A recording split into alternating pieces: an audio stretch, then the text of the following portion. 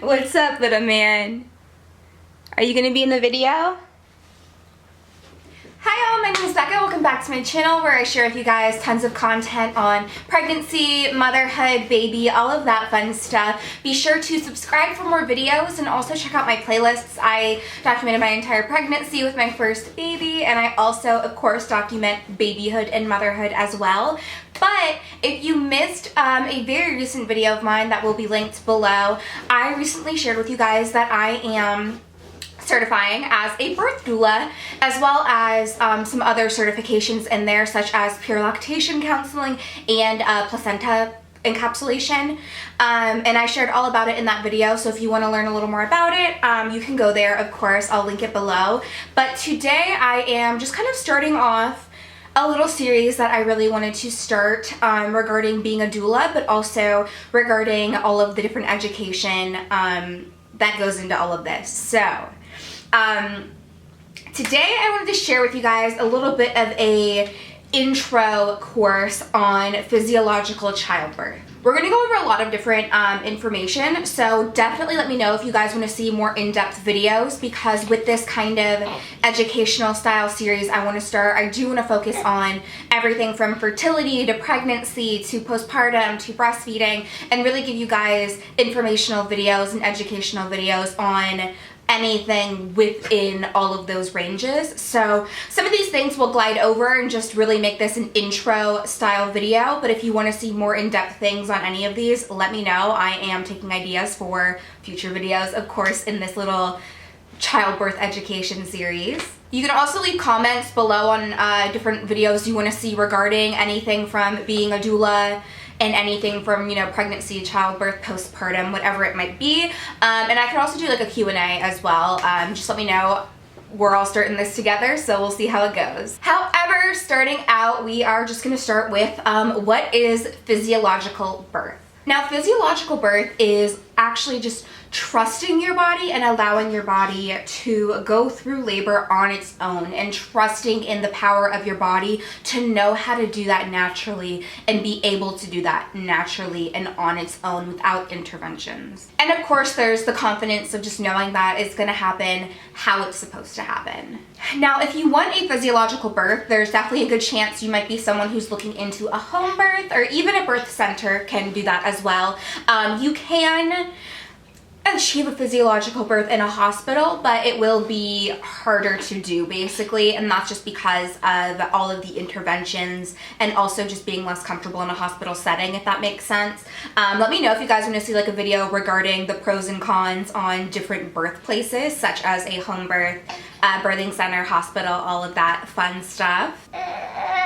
Obviously, a hospital is going to have the most unneeded interventions, and it can hinder a physiological birth the most because we'll get into it a little bit later, but your body definitely can kind of go into this shutdown mode that doesn't really allow it to progress in labor, which is why in a lot of hospitals we see stalled labor. We're going to talk a little bit here about the hormones. Again, if you guys want to see a more in-depth video on the process and more on these hormones, let me know. But there are 5 hormones that I want you guys to remember, basically, for a natural physiological birth. The first of that is melatonin. Keyword here is just relax. That's the only word you really need to associate with melatonin to remember what it's going to do for you. A lot of women actually go into labor in the middle of the night, like they wake up from sleep in labor or to their water broken, and that's because melatonin's flowing at night. We know that that's the relaxation hormone that allows us to sleep and allows our body to de-stress and relax. So a lot of people do go into labor at night, which is why even if you go to a hospital, it's a really good idea to dim the lights and kind of give yourself that dark, quiet, calm, relaxing setting to help your melatonin stay flowing, because it can definitely be disrupted. Next hormone is oxytocin. A lot of you guys probably know this one, but keyword here, I'm gonna say love. That is our keyword. It is the love hormone. It is associated with a lot of things from fertility, sex, labor, obviously, and breastfeeding as well. So it's a big, big hormone.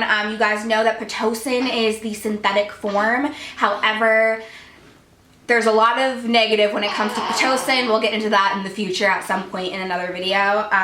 But basically, Oxytocin is important for contractions for your labor. The next one is beta endorphins. The keyword I'm gonna give here, I wanna say like painkiller. That's not the perfect word, but that's the keyword I'm gonna give here for this one to remember what to associate it with.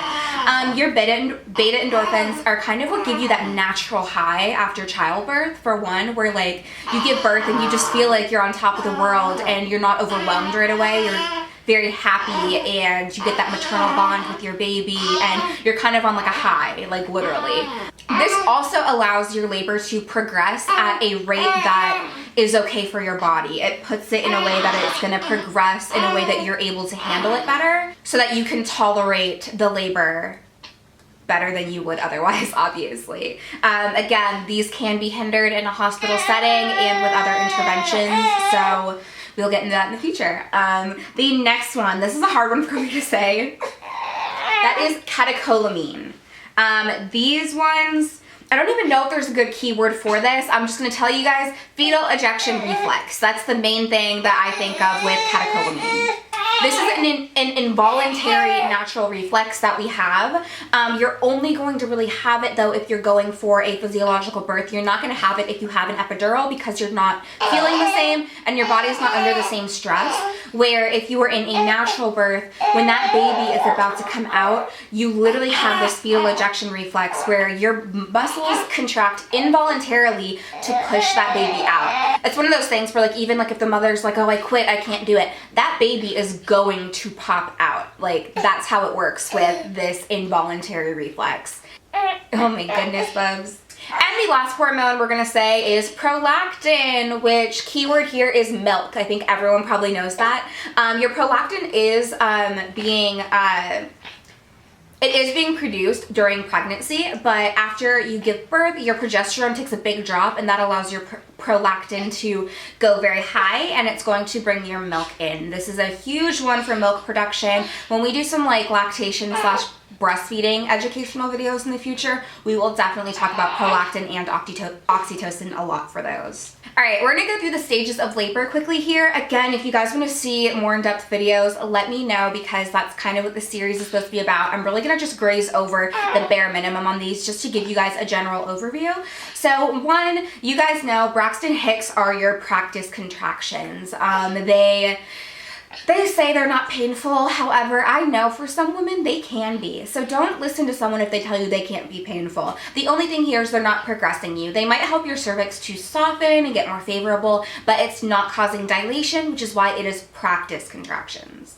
Another thing that can go along with that is prodromal labor. Now that again is like Braxton Hicks, but they can be a bit more intense to where the mother thinks she's in labor because the contractions are more intense. However, they're not really gonna be that consistent yet, and they also are not gonna cause dilation, so they still can be softening your cervix, they can be getting you ready, but it's really just getting you to that stage of getting into early labor, but you're not in labor quite yet. You are in this practicing phase where your cervix might be getting more favorable, so don't think that it is for nothing, and it's a great time to start practicing some of your breathing techniques, some of your different positions that might help you in labor. I definitely had a bit of prodromal labor, and I had some amazing tools to help me through that. Now, as you start getting into early labor, this is when your contractions are going to get more consistent and a bit more intense as well. It might not feel much different from prodromal labor, but you are getting dilation, and that is where you're going to start seeing that you are actually in a form of labor. You are in early labor here. Now, you're not considered to be in active labor by most people until you are between 4 and 7 centimeters dilated. Your water does not have to have been ruptured or broken or even leaking. You can give birth with your bag of water completely intact. So don't think that your water has to break for you to be in active labor. That is not the case. That actually was not the case for me at all either. During this time of labor, mom is probably a lot more focused. She's probably less communicative, but she might be more vocal in the way of moaning or making noises that help her get through, or even heavier breathing, depending on what techniques she is using for pain management. But this is when she's gonna start needing some support from her birth partner or her doula or her midwife, whoever is there to support her. Now, transition is generally characterized as the time between 8 and 10 centimeters because that is what is going to bring you into pushing that baby out. Your contractions are definitely going to be probably the most intense during this time, and they might only be like 30 seconds apart or even less. Some people have them back to back to back and they know they're in that transition phase. The mom might act out of personality. She might get angry or act in a certain way that you might find offensive, honestly, but it's important to remember she's not in her right state of mind during this time. But this stage does lead to pushing. For me personally, I knew when I was in transition because I got very, very nauseous and I had a lot of intense feelings in my whole back area where I had never had that the entire labor before that. So I pretty much knew when I was very close because of it's such a specific feeling in my opinion. After you have that baby, you are birthing the placenta. A lot of people forget about that part.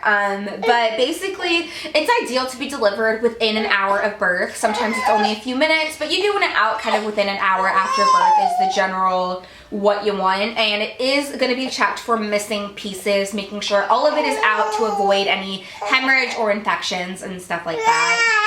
Now, a couple things that's going to be important if you are in a hospital setting is not to tug on the cord for one. A lot of doctors will tug on the cord to get the placenta out, and you don't want to do that. That can definitely make pieces be left behind. It can cause some issues there. So make sure you tell your doctor, advocate for yourself that you don't want that to happen. And it's also important to advocate to them that you don't want Pitocin to get that placenta out. A lot of doctors won't ask you, but they will just start Pitocin to get the placenta out afterwards, and they won't tell you. So basically make sure people are paying attention, because if you don't want that, you gotta let them know for sure, because they will just do it. That's only gonna be necessary if you actually are hemorrhaging. If you're not hemorrhaging, it's not necessary to get the Pitocin for the placenta. Oh my goodness! Ah! You got my lipstick on you, Bubba! What's it doing? He's over it! You are over it! All right, there we go. Nursing break here, of course.